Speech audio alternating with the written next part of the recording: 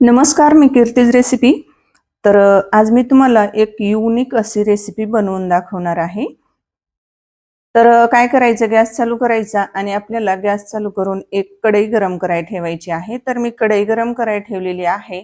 आजची रेसिपी आपल्याला एकदम जबरदस्त अशी म्हणजे लागणारी आहे. एका कढईमध्ये बघा 1 वाटी इतकं पाणी घालायचं आहे. ते पाणी चांगलं गरम होऊ द्यायचं आणि पाणी चांगलं गरम होत असतानाच त्याच्यामध्ये आपल्याला काय करायचं आहे, अद्रक, लसूण आणि हिरवी मिरची याचा ठेचा घालायचा आहे जवळपास 1.5 चमचा इतका. नंतर त्याला चांगली अशी मिक्स करायचं आणि चांगली उकळी येऊ द्यायची आहे. त्यापूर्वीच आपल्याला त्याच्यामध्ये बारीक चिरलेली कोथिंबीर घालायची. आता ज्या वाटीने आपण पाणी गरम करायला ठेवलेलं होतं, तर 1 वाटी इतकं पाणी गरम करायला ठेवलेलं होतं. तर त्याच वाटीने आपल्याला अर्धी वाटी इतकं तांदळाचं पीठ घ्यायचं आहे आणि याच्यामध्ये चांगलं विस्करच्या सहाय्याने आपल्याला गोटुळ्या न होता आपल्याला चांगलं मिक्स करून घ्यायचं आहे. आता हे मिक्स करून घेतलेलं आहे. त्याच्यामध्ये गोटुळी अजिबात ठेवायची नाही. नंतर याच्यामध्ये जे आपलं खायचं ऑइल असतं भाजीचं, ते आपल्याला 1 चमचा इतकं घालायचं आहे आणि नंतर बघा ते स्पॅच्युलाच्या सहाय्याने आपल्याला ते चांगलं असं मऊ करून घ्यायचं आहे. त्याच्यामध्ये गोटुळी अजिबात ठेवायची नाही. हे बघा एकदम असं मस्त मऊसूत असं हे पीठ तयार झालेलं आहे. जास्त काय मेहनतीचं हे काम नाही. बघा मस्त असं छान झालेलं आहे मऊसूत. आता हे आपल्याला काय करायचं आहे, 5 मिनिटासाठी आपल्याला याला झाकण ठेवायचं आहे.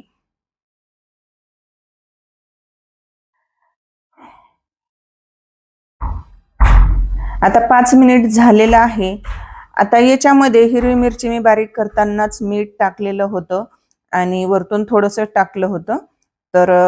तुम्ही तुमच्या आवडीनुसार घेऊ शकतात. 5 मिनिटानंतर बघा एका प्लेटमध्ये आपल्याला हे जे मिश्रण आहे, हे मिश्रण चांगलं थंड करायला ठेवायचं आहे आणि चांगलं पसरून थंड करायला ठेवायचं आहे, म्हणजे पटकन थंड होतं.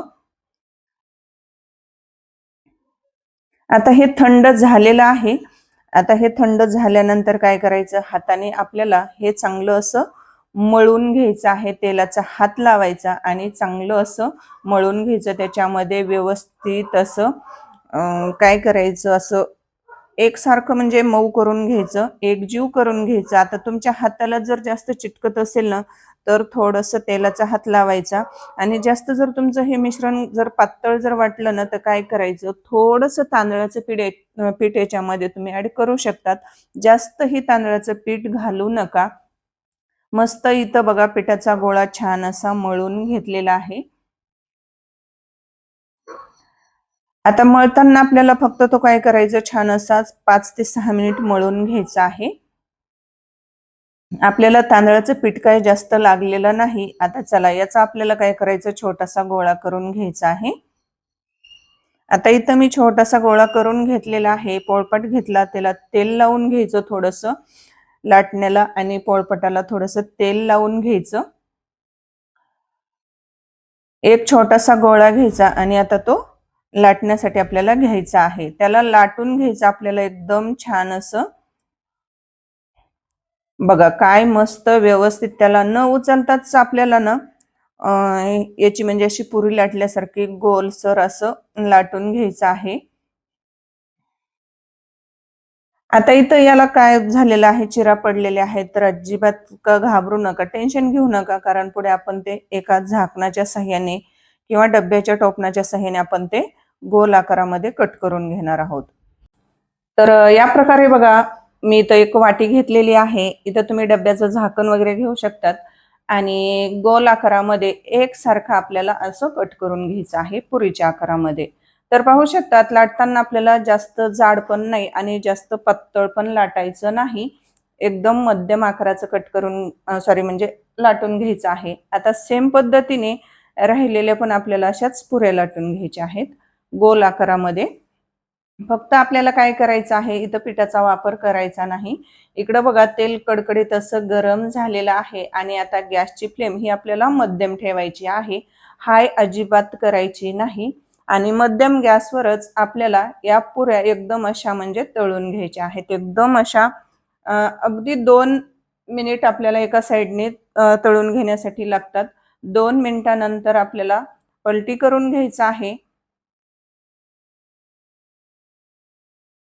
आता तळलं की नाही हे कसं समजायचं, तर त्याचे बुडबुडे हे कमी झाले की समजायचं एकदम कुरकुरीत असा अ, आणि क्रिस्पी असा आपला हा पदार्थ तळून झालेला आहे.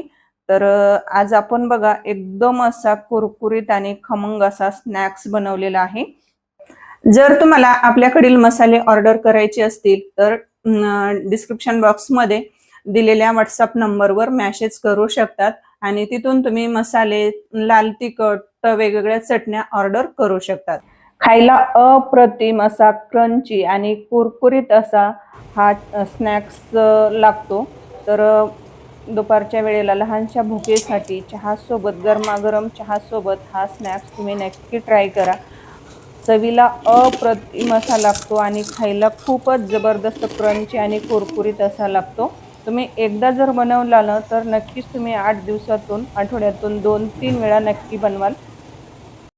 तर आजचा व्हिडिओ तुम्हाला कसा वाटला मला नक्की कमेंट करून सांगा. आजचा व्हिडिओ थोडा देखील जर आवडला असेल तर प्लीज एक लाईक करा, जास्तीत जास्त शेअर करा आणि आपल्या कीर्तीज रेसिपी चॅनलला जर तुम्ही सबस्क्राईब केलं नसेल तर पटकन सबस्क्राईब करा.